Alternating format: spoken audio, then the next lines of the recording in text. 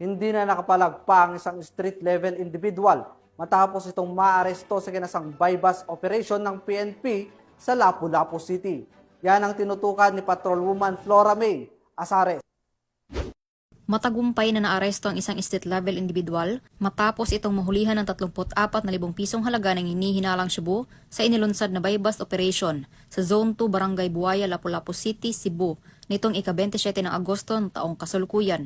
Kinilala ni Police Colonel Dayan V. Agustin, City Director ng Lapu-Lapu City Police Office, ang suspect na si alias Lando, 55 anyos, na residente na nabanggit na lugar. Siya ay kabilang sa listahan ng street-level individuals ng mga otoridad. Dakong alas 12:35 ng hating gabi nang magsagawa ng bypass operation ang operatiba ng City Drug Enforcement Unit at City Intelligence Unit na kung saan naaresto ang nasabing suspect. Nasabat sa naturang operasyon ang 4 na pakete ng hinihinalang Cebu na aabot sa 5 gramo at may standard drug price na 34,000 pesos, isang pouch at bypass money. Mahaharap ang suspect sa kasong paglabag sa Section 5 at 11, Article 2 ng RA 9165 o Comprehensive Dangerous Drugs Act of 2002.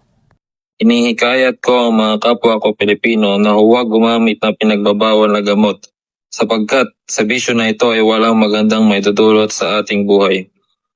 Mga kababayan, huwag tayo magpapadala sa tukso dahil walang magandang maitutulot ito sa atin.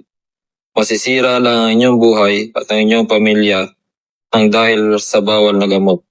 Sa paggamit at sa pagbenta ng bawal na gamot ay pwede kang makulong at yun ang magiging katapusan ng inyong mga pangarap at paglayo ng mga taong mahal nyo sa inyong buhay.